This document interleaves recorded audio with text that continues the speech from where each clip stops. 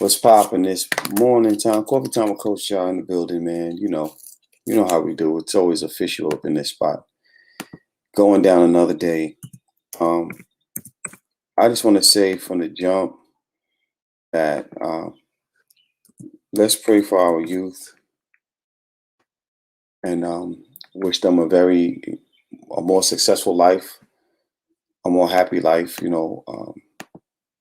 Let's pray that they have some of the things that we didn't get to see. They get to see. They get to have. They get to experience some of the better things than what we've had and what we've seen.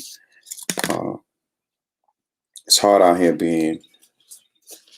It's hard just to be human in a society where you have humans who believe that what they're doing is just and okay. Um, so imagine being a child, being young, and um, the lack of guidance is there, or misguidance is there. Uh, so we want to, just want to take a moment to say that some of our children are going through some things that we don't even understand. We can't even begin to comprehend. And so if we're struggling, trying to understand and imagine how much they're struggling just walking through it. So I just want to take a time to say that we need to pray for our young folks, wish them the best, and I would like to see us working on a better tomorrow for us all, because we need that. We definitely need that. I'd like to see that become a reality. You know what I'm saying? And but I mean, we got a long ways to go, a lot to talk about, a lot to express, a lot to bring to life. My whole life has changed because of what has taken place, what COVID has done and brought us to, and also through. Even though we probably have about another year of being in a pandemic, I think people are forgetting that we're still in a pandemic right now. I think people are forgetting that, and I'm not sure how or why, but we are forgetting that we are still in the middle of a pandemic. And although things seem to be getting, I guess, better in some ways, we still have a long ways to go to get out of that too. But mugs raised. Good morning. I hate that my glasses steam up when I'm drinking coffee or when I'm drinking tea. But yeah, so uh, I'm not going to get all into my personal stuff, but I had a reminder this morning of that. And that's why I wanted to put it out there for the children. The youth need our help, man. And I think we need to find better ways to help them. I do know that um, if everything aligns the way I'm expecting it to, I do know that there are some things that are, uh, I'll be in position to do some things differently. I know that I'll be in position to do some things differently. And I'm excited about that. And I want to open the can, but I can't. I can't say anything at the moment, and I'm not going to. I'm not going to. But there are things that are in motion, and I'm excited to say that. Wanda, good morning to you. There are things that are in motion. Some wheels are turning, and if everything aligns right, and I'm allowed to be. And so, Marquise, what's up, bro? Allowed to be blessed, and I'm good. Wanda, how you doing? Um, I'm blessed to be in some positions. I promise to change some things. That I know for sure. That there are some things that I will be able to change, and I want to change, and I'm going to change. And whether it be whether it take me longer than I need to, Hazel, good morning to you. Whether it take me longer to communicate those ideas, uh, whether it take me longer than I want to, does not matter. My idea is to initiate some things. I want to see our youth successful. I want to see the youth much more successful than we are. And I understand that we can't save everyone, but this is why it's so important to um, make sure that others are doing the work. We do a lot of talking, but we're going doing the work. Man, I just opened up Facebook and I see my brother Terrence T. Shepard. I see he graduated from college, man. I'm so excited for him. I can't wait to bring him back on. He's the brother who was playing the keys that time when he came on. I'm so excited for him. There's nothing better than seeing the youth actually moving forward and doing some things in their lives, and I'm very excited to see him graduate. And yeah, it's a beautiful thing. Diva on Wheels, Casey Hill. Good morning. Good morning. I just kind of had on my mind to speak about the youth, and he's younger than I am. He's not a baby, right? But he's very younger. And man, I'm just seeing it. I'm so proud of him. Yeah. And it's really good to see young people making it, man.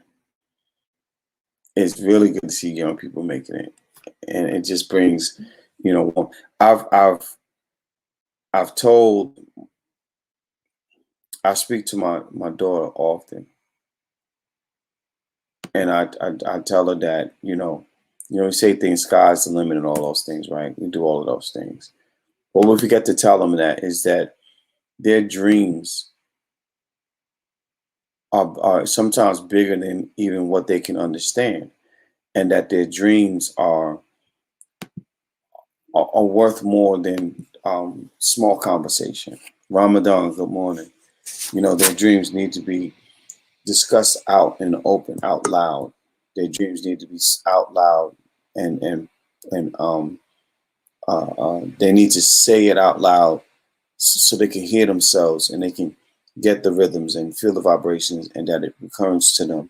We want the ancestors to hear what their dreams are. We want everyone to hear what their dreams are and what they're capable of doing. I think a lot of times the youth are afraid to share their ideas and share their dreams because they we tell them, oh, you can't do that and that's not for you, and what we want them to do, forgetting that they have their own life to live and that they should have say over what they can and cannot do. I think a lot of times that's part of the issue. We always telling the children what is and what's not, and we don't spend enough time telling them, that their dream is that much more important, and they should just follow it and stick with it as long as much as they can. I think we hurt doing that. What's good, y'all? What it do, big brother? What's the business? You see the surprise. That's the only reason why you see both things in the background. Let's get that. But now, you speaking on how I grew up. Like you speaking on how I grew up. Like that's the way I was raised. That's why I be trying. That's why I be trying to chop it up with youngsters as much as I possibly can when I can, because that's how I was raised. That's how I was brought up. Yeah, we had the neighborhood folks, the Miss Burt and the old lady we call Granny, them two old ladies, they watch little kids. But it just seemed like when gang banging and dope came into the picture, like they didn't have nothing to say. They didn't know what to say. They didn't know how to advise us. And since they ain't know how to advise us, we going to the cats who already know what they, and they so it was different. My mama, and I know my mama wasn't the only one, but our mamas, they was out there. Like my mama was working two, 3 doubles. My mama working doubles and triple shifts at the nursing home for us. So it ain't like she was ever at home. And I think a whole lot of our mamas. I still to this day don't know what my daddy even looked like. Wow. Like I met my auntie and my granny and all them on my daddy's side. I met them. Like I didn't even know my daddy wasn't my daddy until I met my auntie. So I didn't even know. Like I still don't even know what he looked like. Yeah, No, I think I forget. that's another major issue within our community that um it's regular for dads to disappear. Notice I didn't say it's normal because that's not normal, but No, it's regular for dads to disappear. But um okay, so I'll use myself as an example. I know my dad. My dad kind of left when I was around 7, 8 years old. Wits is here, my sister's here, my brother, my two other brother, and my other sister's here. So at this time, it's five of us. That he's our father, and the way things happen, it's not always, you know what I'm saying. And so Wits and my younger siblings, they don't know my father like I know him for that time span, yeah, and so the relationship is going to be different. But it's so regular for dad to disappear. You know what I'm saying? And the sad part is then how do the children supposed to respond to that? Now flip the script. I didn't run away from my children. My children were supposed to follow, my sons, they were supposed to come to North Carolina after I moved here, but their mom decided not to. So I didn't leave them. She just didn't, follow the agreement we had. And then that just totally kept us separated. And it's sad because my oldest son and I don't get along at all. And it's really sad. And I understand he's going through some things, but I think children, once they become in their 20s, my oldest son was born in 1990, he ain't no baby. So, bro, you can't keep falling back to that bull. You know what I'm saying? You got to step up and realize what it is. And so, but when one parent is not there, I think the children suffer so vastly it's sometimes you can't repair it, right? And you can only kind of patch it up and move forward with it, but you can't repair a lot of stuff, damage that was happening. And so when people grow up with both of their parents and then they be disrespectful and oh, my dad did this, oh, that, I don't get that. Yeah. I I don't get would that. say, just to kind of come into the conversation, I know like my dad, because I grew up with both of my parents. That's all I've known. My parents, my grandparents, my parents' parents, all of them were just always married. But anyway, so my dad was like the dad for anyone who didn't have a dad. Mm-hmm. That was our house, and that's still to this day who he is. So, if someone had, I mean, even people who were like kicked out of their homes, and if my dad knew about it, even if they weren't necessarily our friends, if they were around and he heard it, like they would end up staying at our house. I'm like, who's that? Like, how in the heck is this person staying at our house? like Daddy, stop. But and like my next door neighbor, like her dad died. And so, but Daddy took over that. He took over making sure the grass was cut and, being there, if Kim or Dina needed anything or, that's what's up. Because most of my friends didn't have that. Like a lot of them, they didn't have their fathers. So, he was that person for so many people and still is. So I love it when I hear black men step up. I've not fathered like a whole bunch of children, but I can always say that when and I'm not going to say I was the caregiver for a lot of children, but children, it's very rare that children don't like me. That's number one. And I've always been in a situation where if it was a child there, whether dad was there or not, if I'm around, if I'm in their life, I try to be as much, what I'm saying, as I can, not filling that role, but filling a void that's there. yeah. And when I worked at the rec centers in New York City, I had to tell children, and it's so sad, but I had to tell a lot of children, they can call me uncle, but they couldn't call me dad. And because I had a couple of young, and I'm talking about little boys, 4 or 5 years old, and they said, "Mommy, can I call him dad?" And that it broke my heart to hear them say that. And I would order, no, you can call me uncle. You can call me uncle, and that was fine. But in fact, when I worked at the rec center, I ended up coaching the 13 and under or 14 and under basketball team. Well, in the projects where I was working at, mind you, I didn't live there, but I worked there. There was so many youth who came in at that age that I had to have two teams. I was trying to do 3, but we couldn't get them to come together all the time. And so I'm coaching 2 14 and under basketball teams because these kids are just looking for something to do. And I'm telling you, it was so rough, man. We struggled. We won a championship, which was great. We struggled. There was so much going on. Some of these kids were college ready. Some weren't. Actually, one of them, I'm still in touch with on social media. I watch him with his family, his wife, and everything. He's I think he's like a youth pastor in his church, if I'm not mistaken. But I get to chime in on him from time to time. But I think that as men, right, in our community, we don't have to try to be dad. We just have to try to be fill a void that's there, because there's a void that's in our community that you cannot, can't ignore it. And it's hard because some of these kids don't, if my daddy don't love me, nobody can't love me.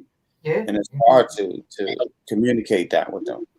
Can I say that I grew up with both parents, and both my parents before my mom passed. I got an echo somewhere. I don't know. Hold on. Let me see. That's good. Yep, you still got it on. I still got it on. Hold on. Sorry. Is that better? Yeah. Okay. So my parents, before my mom passed, they were married 49 years. Oh, they were married 49 years. And people used to run away from home so they could spend the weekends at our house. And they would call us the Huxtables. And I thought that it was, for a long time, I didn't understand it. Like, why are we the Huxtables? But then as you grow up, you see the significance having the two parents and having your dad give little kids, take little kids in. At one point, I was jealous. Like, hey, you're my daddy. That part. Me too. Let them get their own daddy. You my daddy. So you got to watch, I was watching football games and basketball games. So that's our thing. Stop inviting people. You know what I mean? But I understand it growing up, the significance it had. But as a child, I hated it. But you know what's crazy? It's though because only one of my partners when I was growing up, he had his granddaddy. They lived with their granddaddy. They ain't had their mama or their dad. They had their granddaddy. And none of my friends had that. So we didn't even think that we actually had a problem to be dealing with. Like there was just no thought in our mind. Like the biggest daddies that I had was my granddaddy and my cousin. My granddaddy was pimping. My cousin had just got out of state school for cases, and he was cripping. And that's where both of those influences of my life came from. And then I was raised, and I don't know why people have never been able to understand what I'm saying. I was actually raised to be prepared to go to prison. And it sounds crazy, but it is true. Like I was learning and getting taught do's or don'ts of prison life before I ever even went to prison. I was being taught this stuff before the code of ethics. I was being taught the real lessons of this before I ever even went to prison. Like they were preparing me to go to prison. Like that's just what we do. That's just what our family do. We go to prison. Every male member of my family has been to prison before my nephews. Before my little brother got arrested, so he didn't go to prison. And my nephew, every male member of my family, cousins, uncles, my granddad, everybody has all been to prison. Every last one of us. And that's such a horrible thing to know, but that is an example of how the system was set, right? Mm-hmm. Nobody grows up, wakes up one morning and say, you know what? I'm gonna do everything I can do to think about, not worrying about whether or not I'm going to prison or not. Nobody wakes up and says, you know what? I'm gonna be a cold-blooded murderer. I'm gonna be a cold drug dealer. Nobody wakes up with that. It's situations that set you in the mindset that, okay, man, this is all I have. I say this. So let's look at the average hood, right? Let's look at the average hood. Right. The jobs that we have are so far away from the hood. Half the time you have to borrow to get to work. Yeah, you either catching the bus, or you catching the bus, or you getting the ride, or you blessed to have a little bucket that's just taking you back and forth to work. And here's the thing. Here's the thing about that, right? That means that all the money spent in that community is totally not going in that community. It's going someplace else. They're not even hiring folks within that community, which is the problem. When there are no opportunities, you're going to find high crime rates. You're going to find high murder rates. A lot of different things you're going to find. And that's an example of how the system itself is working according to how it was supposed to be working. They're giving incentives in Camden and Camden, New Jersey. They're giving incentives to factories, not even not white collar jobs, but blue collar jobs for people to come, and they'll give you tax incentives, like tax free for 20 years if you build a factory in Camden, New Jersey, and hire a certain amount of people from Camden. Well, let's talk about Camden, New Jersey, first of all, because Camden, New Jersey was once the murder capital. And I don't know if a lot of people know that. Yes. Camden, New Jersey was a place that you stay your ass out of there if you don't know somebody. Let me tell you, I know people and still get on and off the exit. I know where my exit is to get on to work, to get home from work. I'm not playing with them. Yeah. Camden was not an easy walk in the park. No. I will say that. What I say about Camden, New Jersey all the time, it's the closest thing that look like South Dallas to me. Yeah. It is the closest thing that resembles South Dallas from where I'm from. And I say and it's interesting to hear because I can give like a complete contrast of most of that. So like where I grew up, and I'm still in the town where I grew up in Duncan, right? Well, like we grew up and it was a whole neighborhood of Black families, right? All the Black families owned their homes. All the Black families, I think there was one family in the neighborhood where the dad was not there. So that's all I knew growing up, so like it took me going outside. Like when I went to school, that was like when I first started seeing like, oh, like everybody doesn't have, that. So, and then, as far as like industry and stuff here, it was always everybody had opportunities and everybody had, jobs and still to this day, I mean, it's crazy. I'll tell anybody that's here, if you don't have a job at least making like $15 an hour, like because there's so much industry here, like anybody can get a job. I don't care what your background is, because they need people to come. They need people to work because there's so much automotive stuff here, basically. It's done. So they fight over people. They're not even doing drug tests half the time now because it's hard to find people. Down there, huh? Yeah, I mean, it's weird, but it's just interesting because you see the contrast and just learn different things. Hey, lovely, like from different areas and what how you grew up and how it affects how you view things and how you see things, I guess. Yeah, I find it so it's different for me to accept the fact that as a whole, right, our community we still haven't decided to do the little things. There's so much, like we don't even have community watch programs. We don't have the little things needed to have a community. And I don't know why that's for me today. Well, I do kind of know why it's for me today. I had a conversation with my daughter, and one of her friends is going through some challenges right now. And I think, and she actually lives with both. She grew up with both parents. I know her father and mother very well, very loving people.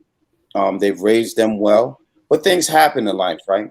So my whole thing is, if she comes from a wholesome background, right? She has the parents at home, everything she needs in home, and she still can fall victim to some society things.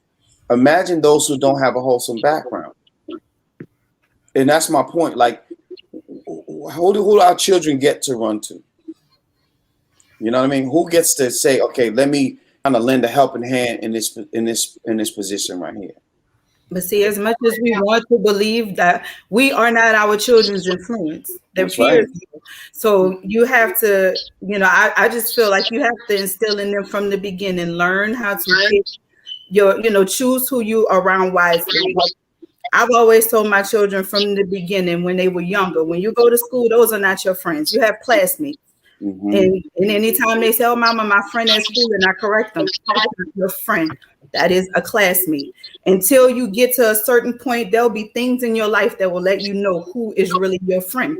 Yeah. You know what I'm saying? And how to differentiate between somebody that you just need to be associated with or somebody that you really, are truly going to call a friend. Yeah. I mean, and that was Psych 101. Like I learned that in psychology classes. Like we don't influence our kids. It's their peers. So, and at the end of the day, it's all an individual.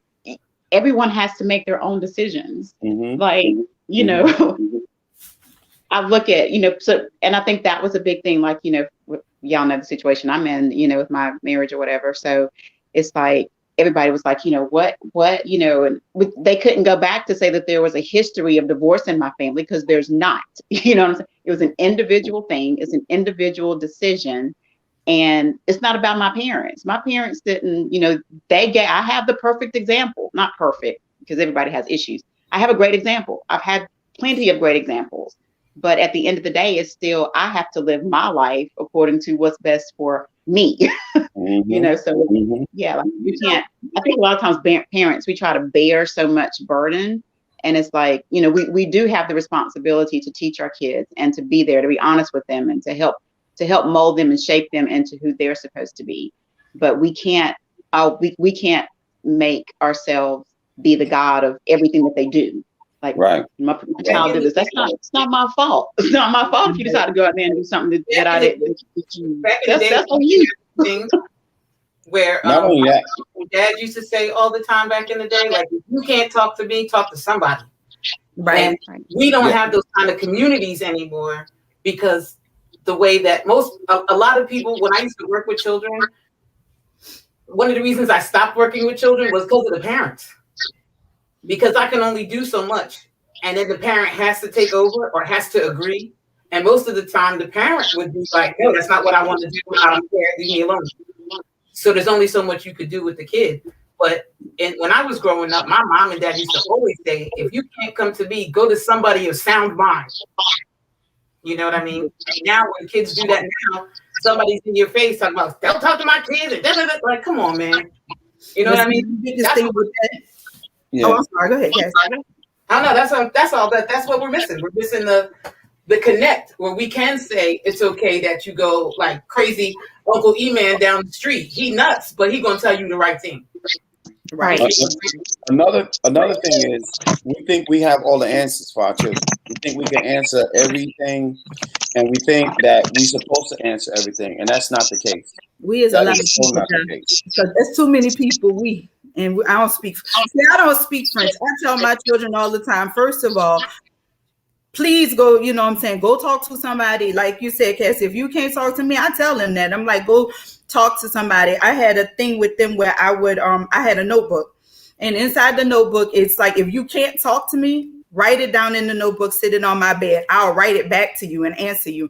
And this is how we can communicate if you just really can't say what you need to say to me. And as far as those parents, it's like, if I can't talk to your children, if I can't fuss at yours like I do mine, don't send your kids around me because I'm not the one. You know what I'm saying? I'm not the one to bring your kids around. Like that's just not what I'm gonna do because I come from that spot where when I, like if something happened, my next door neighbor, between them and then my best friend's mama and then the people across the street, if we did something, they fussing at us, then they telling us, when we go home, they walking us to the house and they letting our parents know. And then we got in trouble, twice. So I don't get that whole, thing of don't tell my kids nothing, but I think as parents, if you're in the community of friends and you want your kids to play with other people's kids, and we want our children to start building the community that was once lost, then we as parents must start getting together. Hey, this is how I discipline my children. So if you come over, if your children come over, to kick it with my children. This is discipline they gonna get with my children. Okay, how do you discipline your children? These are the kind of conversations we do, because we gotta, now that we are grown, we gotta really start having grown folks conversations with grown folks. And we don't talk about these things when we kicking it and all that. We talk about a whole bunch of minuscule bullshit. Then we start getting into the politics and all that kind of shit. But we don't talk about regular grown folks things amongst grown folks. I'm gonna tell you why we can't though, because of the ego. It ain't no can't. There is a can't because I'm telling you this why, because we can't, because the egos. Like, all right, let's take example though, the step parenting thing, right? Step parents, especially women, you're not gonna talk to my kid because you're the step parent. You're not gonna do such and such with my kid because you're the step parent. So you're not gonna correct my kid because you're the step parent. And men are the same way about their kids. So because of that, and just using that as an example, because of that, the egos that are involved, the children end up missing out. So I can't take your kids because I can't discipline your kids, and your kids not gonna run all over me. You see what I mean? And that you know where that stems from the beginning. It's like, if we're gonna be this blended family, let's have this conversation on how we're gonna raise these kids. Because if my, you know what I'm saying, like, me and my oldest kids, that we weren't married or whatever, but he had children coming into the relationship, and that was never done. And it wasn't even, and the funny thing you said, that it wasn't even so much her, Cassandra, it was him telling me, you know, like being in that, you know, oh, you don't like my kids. I'm like, why? Because I'm telling them what they can and can't do in my house. Well, then you can take your children back to your house and y'all can do whatever you like to do, but they're not gonna run nothing here. And you know, so I'm like, I think that that's just one of those things that, like, you know, we said, it is a village, and that is what's missing so badly these days, because we don't want to assume responsibility for each other. We want to mind our business now. Everybody want to mind their business, and it's like, no, I can't be who I am and see something happening to a kid, your kid, my kid, or, you know what I'm saying, or even you as a person, and be like, oh, well, it ain't me. That's just how I feel about the no snitching. That's how I feel about the no snitching thing. Okay, if you say, I feel like this. If we continue to say no snitching, then we got to be the police. That means there should be no pedophiles in your hood. Cause that means you know these cats who with these kids in your hood. It should be nobody getting robbed in your hood. There should be no houses being breaked in your hood. There should be nobody getting raped in your hood. There should be nobody getting killed in your hood if there's no snitching. Cause that means if there's no snitching, that means that you basically saying this is a organized police free zone. So we are the police. When I started, you can't fix on all these things. When I started talking, I said one of the things that we're missing is a community watch program in our neighborhoods. Yep. Let me tell you what the community watch program is. That assigns a police officer to your area. So when there's a warrant to be delivered in that area, they contact that officer.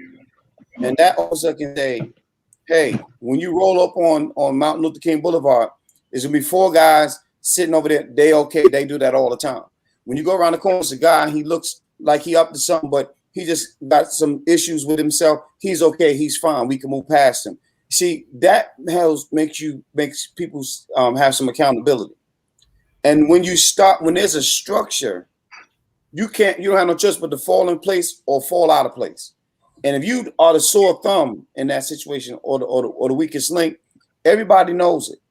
And then you have to find a way to either correct it or remove yourself from that chain.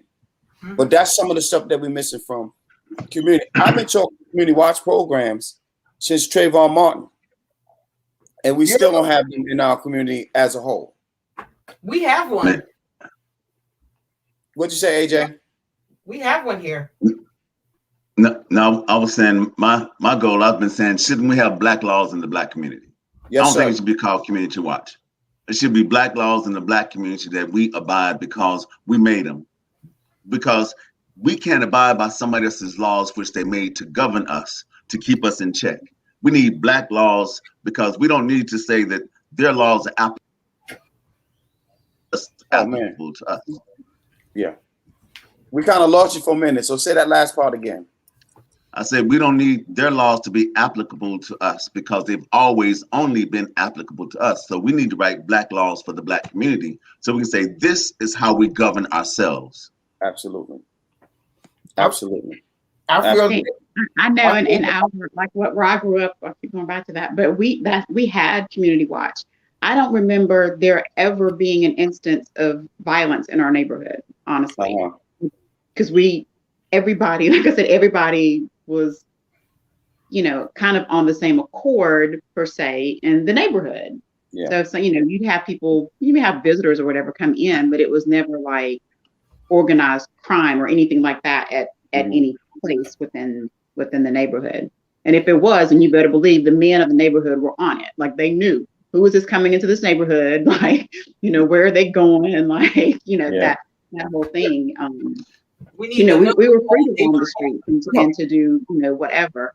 And I think now, you know, you have even in the communities, because they're doing so much, what's the word? You know, other people are coming in, so it's hard to find.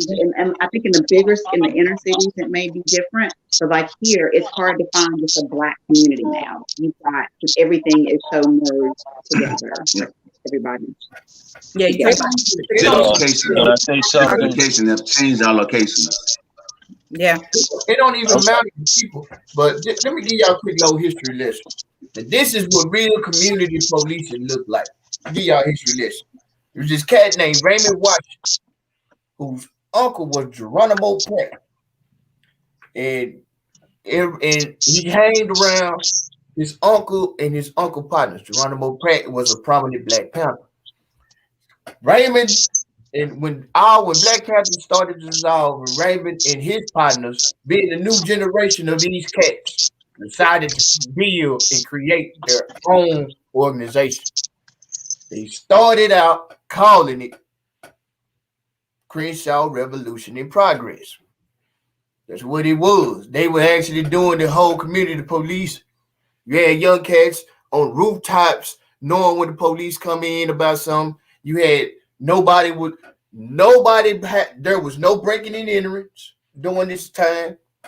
There was no rapes. There was no pedophilia. There was no auto thefts. There was nothing going on in their hood.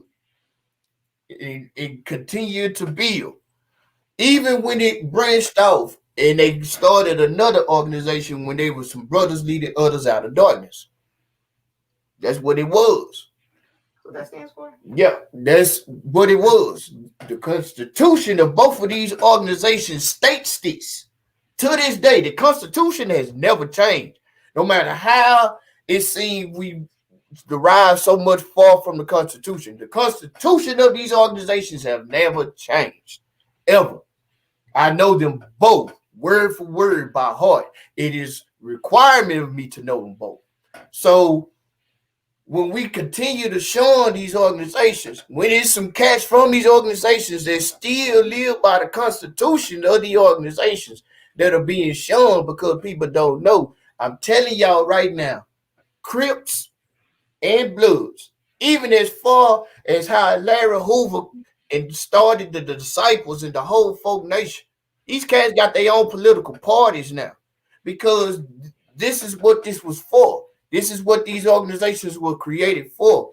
And we've got so much negative stigmas on us, and a lot of it is created by us ourselves.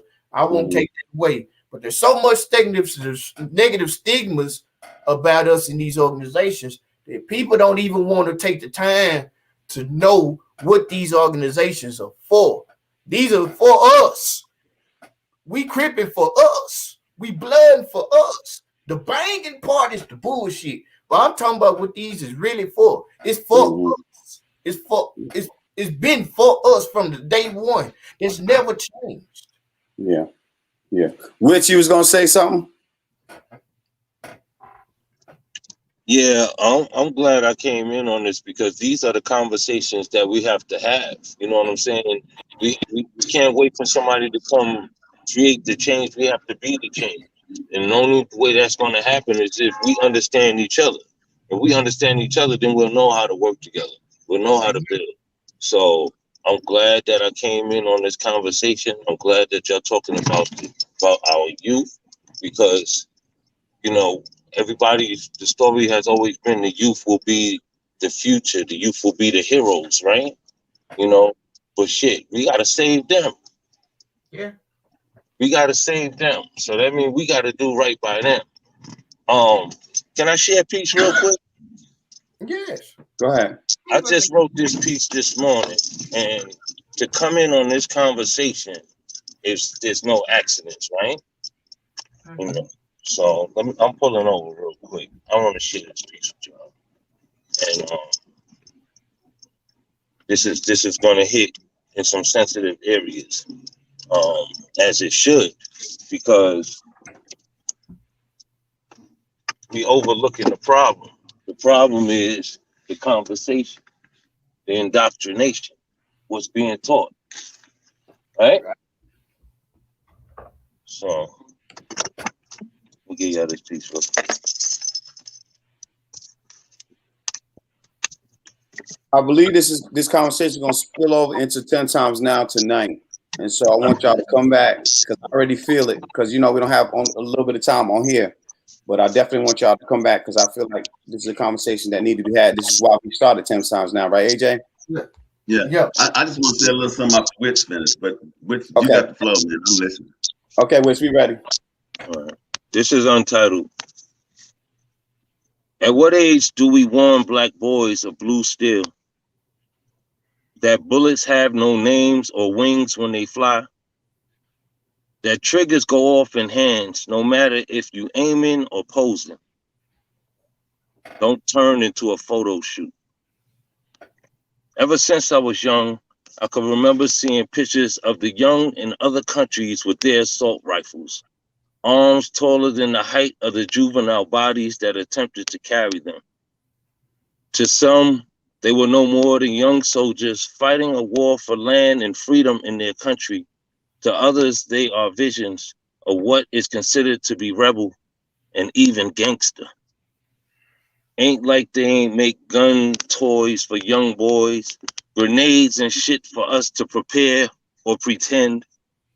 These the gifts you get on birthdays, Christmas, and holidays.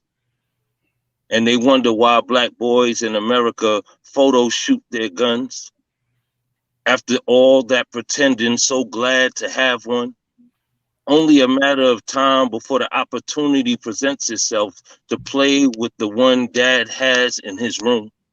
In an unexplored window, nor room in black houses. You never think about it till your space is invaded. Maybe you could have found a better place to hide it. Maybe you should have never left it in the first place. None of which can difference you from now. He said they were just messing around, wanting to take a few pictures, a couple poses, and he'd put it back right where he found it. They didn't check to see if it was even loaded at first. He didn't think it through. His looking down the nozzle, never saw the barrel click, the trigger leaned back. We never thought in a million years the gun would go off. That our being curious would end his life. If I could go back in time to the day in question, I would backtrack the bullet back out of his skull. I would walk him back out of our parents' closet.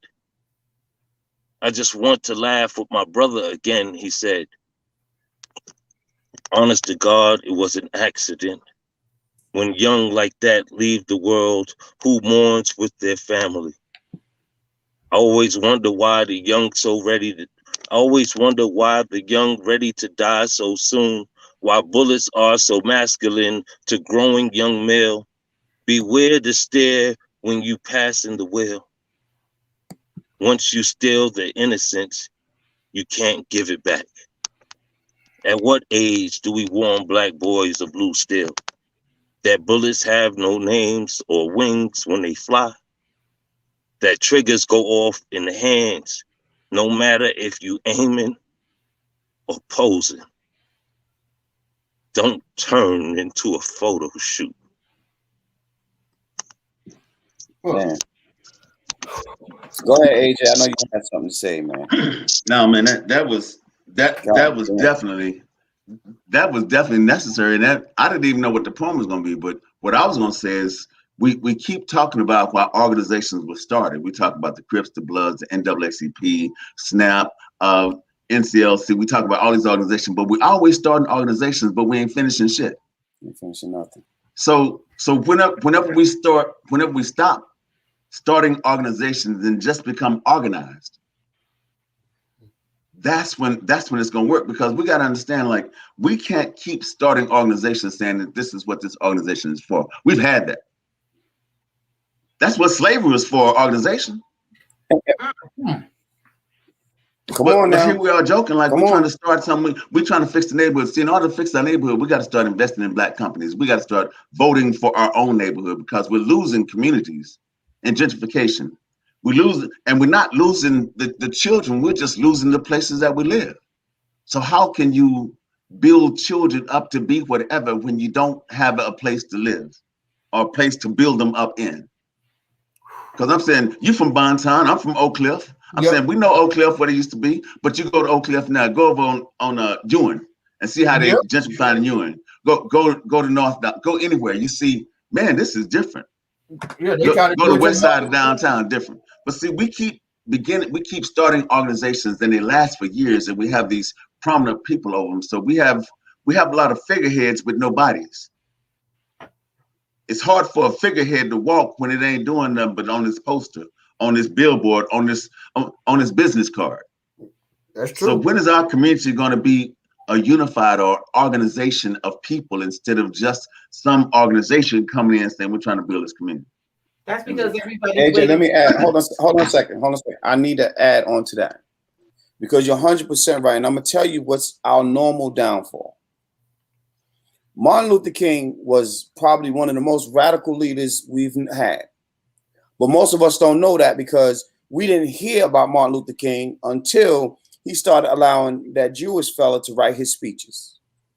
He told him, I can get you more publicity, and the news would like you more, and people would talk about you more if you allow us to cater your speeches to fit the masses.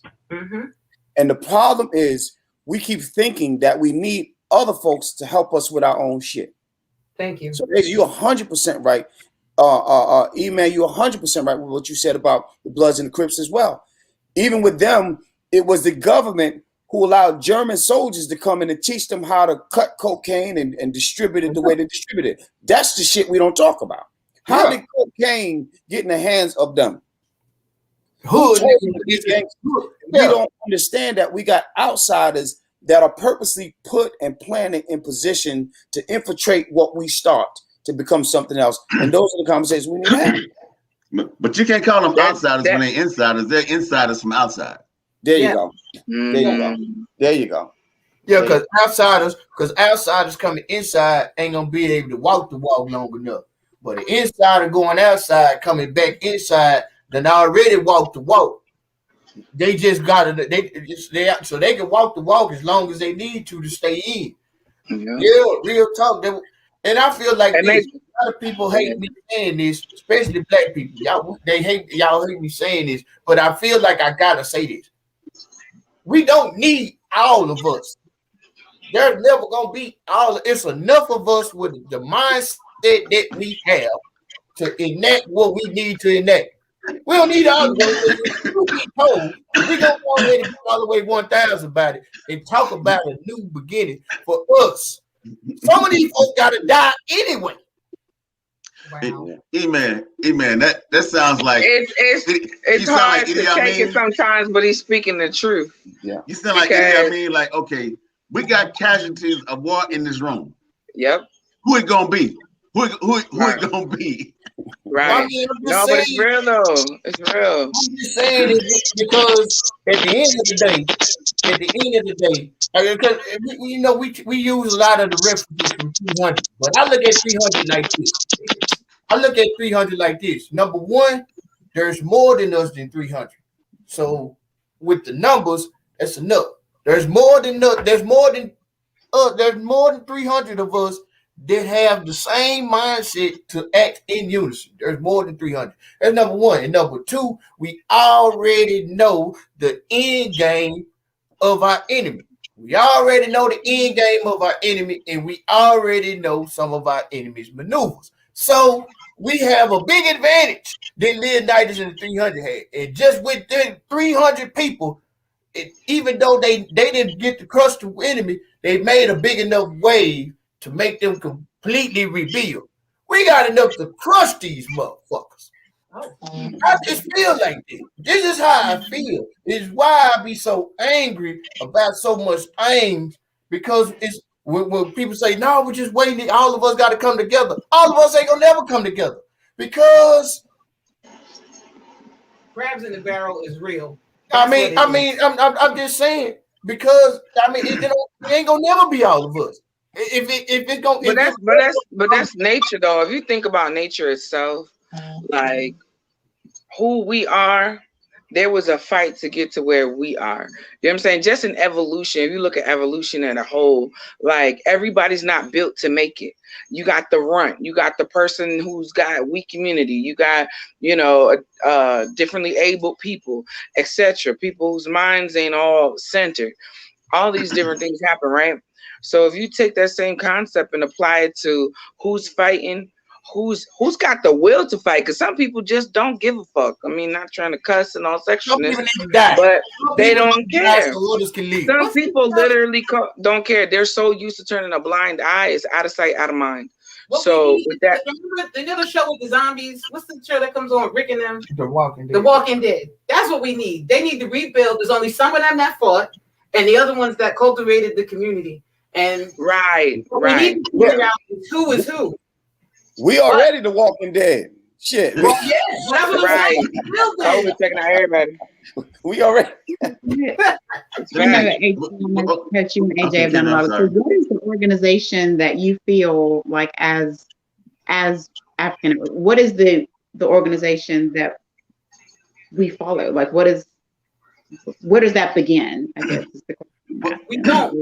I think we're always talking about move, but we ain't never moving. Yeah, we're talking about movement, and we're always standing still. So how do we get started? I think what changed right now is this. It's what we're doing when COVID showed up and all these different like-minded people. They weren't like-minded people. They were poets.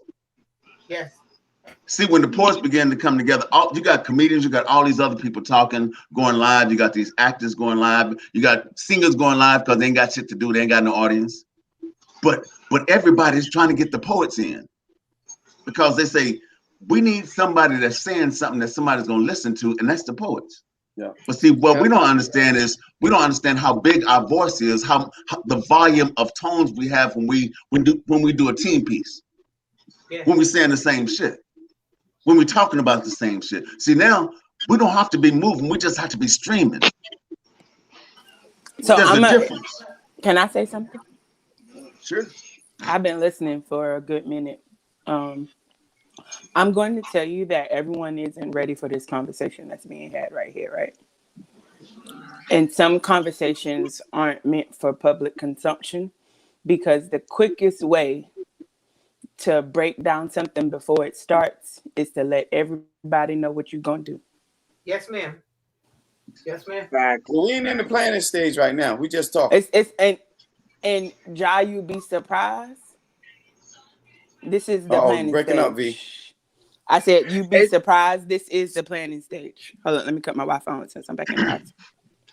I definitely agree with you on that one, because if you think about like things that were implemented just the last 100 so many years, right? The conversations was in the backwoods, the basement of the church, the this and the that. Like, you have to move in silence to those around you. And the people that need to know, everybody don't need to know what the fuck is going on. Let me speak that too. Everybody don't need to know every move, because the person that you think is right for you might be the person that's going and leaking the information. So if they don't have all the information to leak, Like, you know what I'm saying? Only a select few, to me, people should have all knowledge from beginning to end. That's just me, because that way you protect yourself, because there are people that will see a dime, a dollar, and sell themselves for that buck before they realize the magnitude of like what the change is going to do. You know what I'm saying? How many people have sold businesses, houses, the whole fucking community? I know locally they sold a whole damn Greer town. I mean, not to say it like that, but they damn did. You know what I'm saying? Like, I'm sorry, go ahead. I'm gonna let AJ close us out. So go ahead, AJ. Now, I'm just saying that I believe at a time what you're saying is correct. The reason I'm saying it is because, did y'all notice a man coming down the elevator, a prejudiced man coming down the elevator, talking about, I'm gonna run for president? He was always a Democrat, but he changed to Republican because he's like, Republicans don't listen to nothing, they don't care. Yep. He didn't hide no secret. He didn't hide what his agenda was. He said there's good people on both sides. He didn't hide a thing. So we're no longer hiding in plain sight. What we have to do, we have to get the message out, because we don't know who the message connect to. So we can't be a small circle talking about a big round. Right. Okay, so I understand what you're saying, AJ, but you have to also realize everything needs to be within context, right? So that is a completely different context. That was a strategic plan, a strategic move that he did because he knew the ignorance of the party which he was going to. And so he put a call out. Basically, that's what he did. He put a call out to all those that are willing to listen. So you are talking about two different things. Yes, that is true. Yes. And the reason why I'm going to say that is because of where I'm from. Like, I am from small white town, South Carolina. Like, the only niggas on the block for many years. I'm going to tell you, everyone don't need to know that you there. But when you need your voice to be heard, you coming like a thunderstorm. That's just being honest, coming from the country. Like, everybody didn't know we was there, but if they came down the wrong part, their ass got shot, right? Yeah. V, I hate to cut you off, but we got to close out. Right. But we need to have this conversation. I want to add to this, whether we strategically planned or not, the shit works. That's the one thing that I do know. But let's talk about this later. Got to close out. Thank y'all so much for being here. Today is the best day to be the best you. I promise you, you have all you need to be outstanding and amazing. As my man AJ always say, just tell yourself that you have an excellent day, and you are excellent because you have total control over the way your day will turn out. Thank y'all so much for tuning in. We'll see y'all next time, same channel, same place, right here. Don't forget, tonight, 7 p.m., 10 times now, me and AJ, we going back at it. Peace. Love you, V. Come on 10 times now. Let's talk.